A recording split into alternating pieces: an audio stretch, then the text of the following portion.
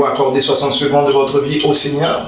Vous le faire dès maintenant en partageant cette vidéo. Ainsi, vous contribuez au royaume de Dieu ainsi qu'à l'évangélisation. Nous désirons répandre l'évangile dans la francophonie aux 4 vents de ce monde. Et nous réalisons que nous pouvons le faire de par nous-mêmes. Et nous avons besoin de vous. Et c'est avec vous que nous pouvons le faire. Nous vous demandons au nom du Seigneur de nous aider de tous vos moyens, de toute votre possibilité afin d'avancer ce ministère. Et vous le faire dès maintenant sans plus tarder en partageant cette vidéo à un proche, à un cousin, une cousine, à un camarade de classe, un collègue de travail, à une tante, à un oncle. Partagez cette vidéo, ainsi vous serez une grande bénédiction pour la personne qui recevra cette capsule. L'Éternel dit à Daniel, tiens secret ces paroles, celles se livrent jusqu'au temps de la fin, car plusieurs la liront et la connaissance augmentera. Bon matin à tous mes chers amis, encore une fois de plus ce matin ma joie est sans mesure d'être avec vous, pour aller à cette étude sur l'enlèvement de l'Église, afin de savoir où en sommes-nous rendus par rapport aux prophéties de la fin. Et bien ce matin nous arrivons à la chute de ce temps d'étude sur l'enlèvement de l'Église. Et nous arrivons ce matin au terme de cette étude, mais toutefois, nous vous demeurons toujours au parfum, nous vous tenons au parfum de toute actualité prophétique qu'il aura lieu dans les semaines ou bien encore les mois à venir. Et nous attendrons ensemble le retour de notre Seigneur et Sauveur, Jésus. Et donc ce matin, nous allons voir ensemble les 5 dernières prophéties, ou bien encore à être accomplies, ou bien encore qui sont déjà accomplies avant l'enlèvement de l'Église. Et donc, avant d'aller plus loin, de toute évidence, nous allons courber pour un mot de prière. Père des cieux, nous voulons t'exalter, nous voulons te rendre gloire pour tout tes hauts faits. C'est à toi seul qu'est la gloire, la louange, éternel décernée. Béni sois-tu, Tout-Puissant. Père des cieux, alors que nous sommes à ce temps d'étude, nous voulons, éternel décerné, avec le plus grand soin, te remercier, Tout-Puissant. Est-ce que tu nous as conduits, éternel, pas à pas, Seigneur, alors que nous en sommes, Seigneur, ce matin, à la dernière, éternel décerné, de ce temps d'étude. Merci, Seigneur, de ce que tu nous as conduits par l'Esprit de Christ. Nous bénissons ton saint nom, à toi seul soit la gloire, la louange, Père des cieux. Encore ce matin, nous voulons être conduits encore ce matin par toi, éternel décerné, alors que nous sommes encore à cette étude, Seigneur Tout-Puissant. Nous voulons, éternel décerné, que tu puisses, éternel, nous dévoiler toutes choses, et dans les choses les plus secrètes, que cela nous soit révélé, Tout-Puissant béni, éternel décerné, ceux qui portent en écoute, éternel à cette parole, éternel décerné à ce temps d'étude, soit avec eux, éternel décerné, dans l'heure de saisir, éternel, toutes zones, même les zones d'incompréhension, qu'ils soient, éternel, devenus, éternel, limpides à leur esprit, Père des cieux, soit avec nous, Saint, c'est que je te prie au nom de Jésus-Christ. Amen. Il est que le Seigneur Jésus, le Christ, alors qu'il était avec les 12, les disciples forma cette question disant, « Maître, à quel signe connaîtrons-nous ton avènement ?» Et le Seigneur forma cette réponse en disant, « Lorsque vous entendrez parler de guerre et de bruit de guerre, et cela selon Matthieu 24 du 6e verset. » Il est que depuis la nuit des temps, nous avons entendu et même vu de notre époque des guerres. Nous pouvons évoquer la guerre en Ukraine et d'autres guerres qui ont précédé la guerre de Kosovo, la guerre d'Irak, etc. Il a toujours été question de guerre, mais toutefois, nous arrivons au constat que l'homme n'a jamais détenu aujourd'hui autant de moyens, autant de munitions afin de détruire et également de s'auto-détruire. Et nous savons que jusqu'à l'heure présente, il y a encore la course à l'armement, surtout aux armements nucléaires. Et si nous portons un regard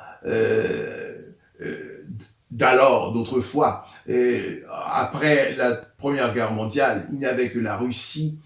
En 1949, l'Union soviétique est devenue la Russie aujourd'hui, qui détenait les armes nucléaires. Il y avait également le Royaume-Uni en 1952 et la France en 1960. Il ne comptait que 3 pays qui détenaient des armes, des munitions nucléaires. À l'heure présent, il n'est que 13 pays détiennent des armes nucléaires. Et, nous connaissons l'impact. Nous connaissons l'impact de ces armes nucléaires au point de vue climatique. Et la première bombe qui a été mise en essai, c'est de toute évidence, c'est par l'Union soviétique en 1949. Et également, il y a également le Royaume-Uni également qui ont fait des essais nucléaires. Et ces essais nucléaires ont des retombées importantes au niveau climatique, au niveau de la tension thermique. Donc, lorsque ces bombes sont relâchées, sont mises en essai, il y a un haut niveau thermique, c'est-à-dire que la température dégagée par le souffle, surtout dans les bombes, il y a surtout les bombes qui sont plus connues au niveau nucléaire, c'est la bombe de type A et la bombe de type H. La bombe de type H est la bombe la plus destructrice, alors que il s'agit que la bombe du type A été mise en essai par l'Union soviétique, et cette bombe a dégagé un niveau de température de plusieurs milliers de degrés et a causé par le souffle, car c'est le souffle qui est l'ingrédient qui détruit au niveau lorsque ces bombes sont mises à l'essai. Et lorsque nous portons un regard sur l'Apocalypse, il est dit que le Seigneur traduira l'antéchrist dans la géhenne, dans le feu et le soufre. Donc, la question du soufre, ce n'est pas, nous pouvons comprendre que c'est, ou bien encore la question d'armement, nous comprenons que cela ne vient pas de Dieu, c'est Satan lui-même qui conduit l'homme, car Satan connaît, ce n'est pas l'homme qui a été, qui s'est orienté pour consulter la Bible afin de pouvoir avoir des connaissances au niveau des fabriques d'armes, mais c'est bien Satan. Satan connaissant le souffle, la capacité du souffle, c'est lui ainsi qui a animé l'homme pour que l'homme puisse comprendre l'impact de ce matériel. Donc ce matériel qui est le souffle est utilisé. Le souffle qui est que la Bible nous informe que Dieu détruira Satan par le feu, par le souffle.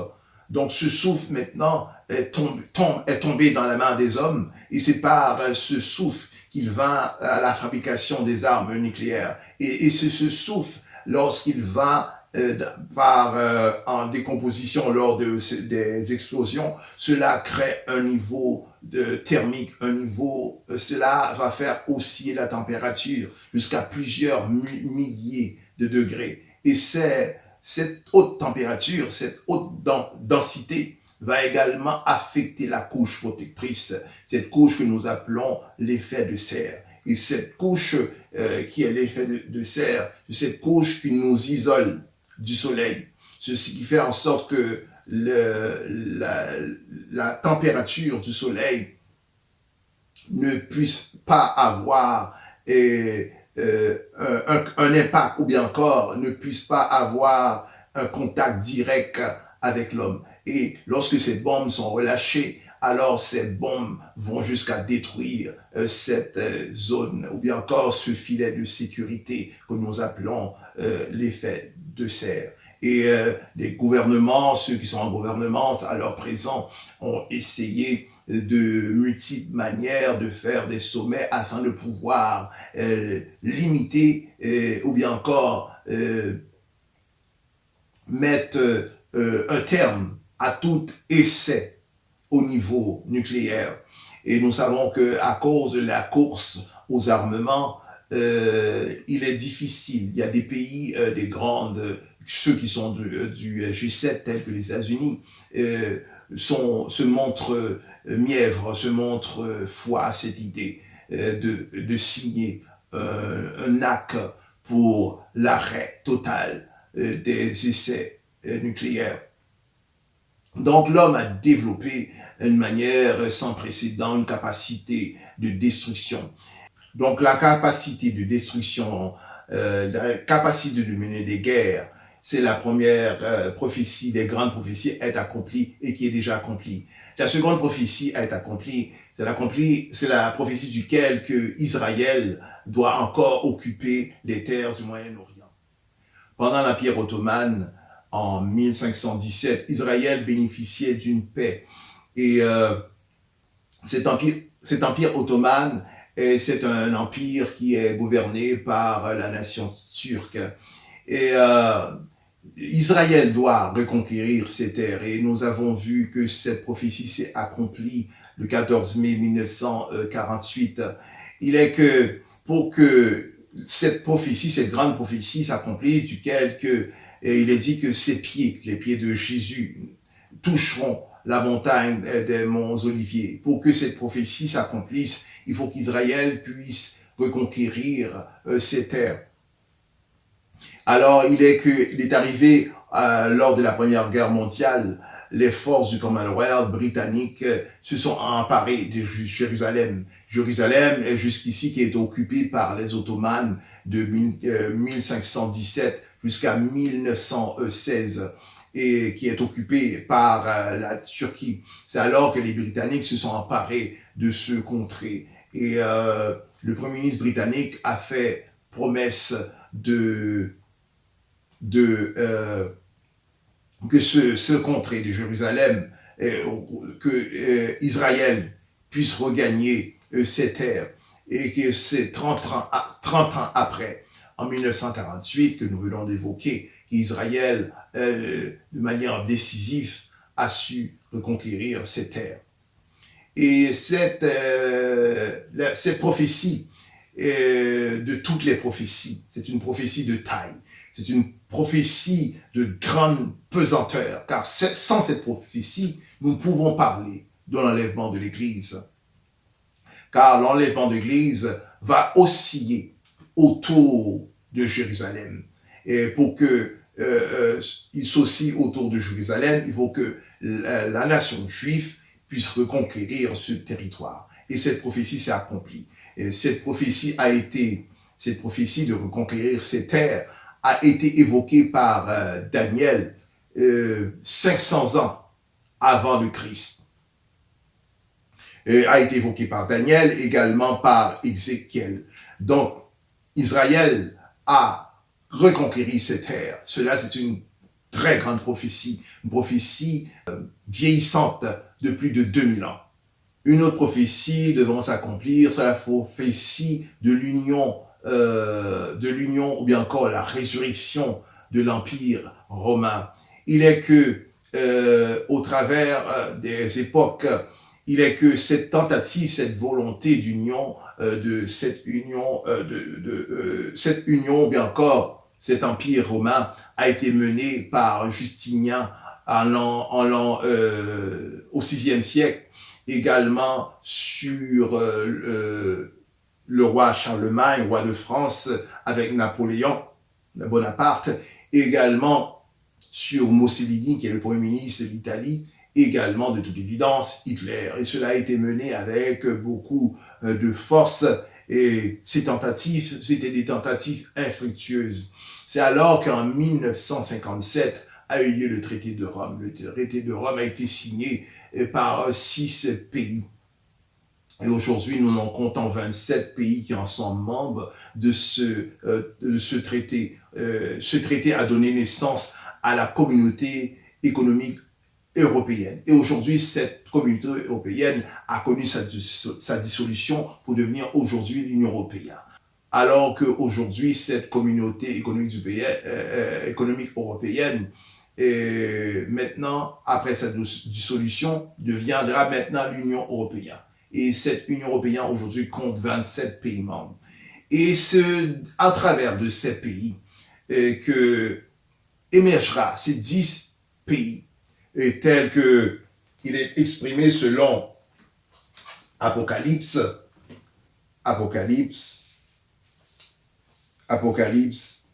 17 au verset 12. Les 10 cornes que tu as vus sont 10 rois qui n'ont pas encore reçu de royaume, mais qui reçoivent autorité comme rois pendant 1 heure avec la bête. Ils ont même des saints, ils donnent leur puissance et leur autorité à la bête. Donc de ces 27 pays, 10 pays sont appelés maintenant à s'unir afin de pouvoir former cette union qui deviendra l'Empire romain. Et de ces 10 pays donneront maintenant leur pouvoir, leur autorité à la bête. Et nous, tel que nous avons exprimé, il y a le faux prophète qui est le pape, et la bête c'est le gouvernement mondial. La bête c'est un homme politique et non un homme religieux. Donc cela, c'est une prophétie qui s'accomplira au moment après l'enlèvement de l'Église.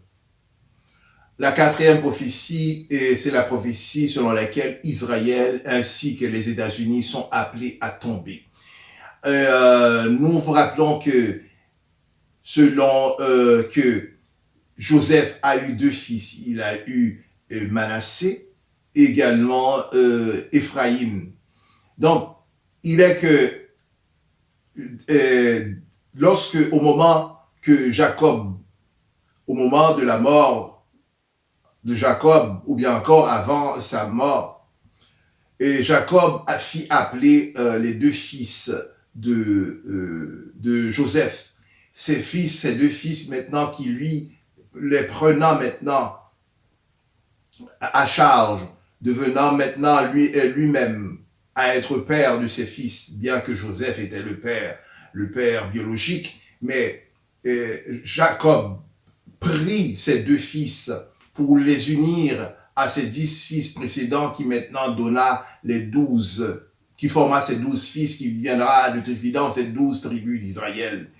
Et lorsque Jacob fit la bénédiction, il entrecroisa ses mains. Et Joseph voya cela. Pourquoi il entrecroisa ses mains? C'est-à-dire que la bénédiction de la main droite devait être apposée sur l'aîné. Et la main gauche, de toute évidence, devrait apposer sur le cadet. Alors, ce que fit Jacob entrecroisa ses mains. Il a mis la main droite sur la tête du cadet, qui est Éphraïm, et la main gauche sur la tête de Manassé. Et Joseph, observant cela, il a dit, non, c'est à Manassé de recevoir la bénédiction de la main droite. Et Jacob n'a pas voulu ainsi retirer sa main d'Éphraïm qui était le cadet. Et lorsqu'il prononça la bénédiction, Jacob a dit que le cadet devrait surplanter l'aîné. Et il a dit que le cadet devra porter son nom. Éphraïm qui veut dire multitude de nations. Et nous pouvons observer cela selon Genèse 48. Et donc Éphraïm désigne une multitude de nations. Lorsque nous portons regard sur le paysage extérieur, le contrée ou bien encore le pays qui s'annonce être une multitude de nations, ce sont les États-Unis et les Britanniques. Avant la Deuxième Guerre mondiale, ce sont les Britanniques qui étaient en position de puissance au-devant des États-Unis. Alors qu'après la Deuxième Guerre mondiale, maintenant, ce sont les États-Unis maintenant qui occupent la position de puissance par rapport à la Britannique. Et ces 2 empires, selon Osée 5 du verset 5, sont appelés maintenant à connaître une chute libre, ainsi que Israël. Et cette chute libre qu'ils connaîtront, c'est après l'enlèvement de l'Église pendant la grande tribulation. Et cette prophétie, qui est la 5e, la prophétie sur laquelle que l'évangélisation doit être répandue au travers des 4 vents de ce monde, et tel que nous avons évoqué lors des capsules précédentes. Et cette prophétie va s'accomplir de façon surnaturelle. Et à l'heure présente, avec la montée de l'Internet, la télévision et les moyens de communication d'autrefois, la radio et également les missionnaires, l'Église sur terre. Nous pouvons communiquer l'Évangile par les moyens que nous disposons. Il y a des zones que nous pouvons atteindre par l'Évangile, telles que des pourtours communistes, tels que la Russie, ou bien encore au Moyen-Orient, des contrées islamistes radicaux. Donc l'Évangile ne peut se rendre, les missionnaires ne peuvent se rendre jusqu'à eux, mais toutefois le Christ se rend à eux. Donc c'est la raison pour laquelle nous exprimons que l'évangélisation qui doit être répandue aux quatre vents de ce monde se fait au premier abord par l'Église et en second lieu se fait par le Christ. Donc cette évangélisation, cette prophétie va s'accomplir de manière surnaturelle par le Seigneur lui-même. Donc ce sont ces 5 grandes prophéties qui doivent s'accomplir. La première prophétie, sur la prophétie selon laquelle que les hommes ont la capacité, car il est dit que nous entrons en parler de guerre et des bruits de guerre. C'est cette capacité de destruction et d'autodestruction.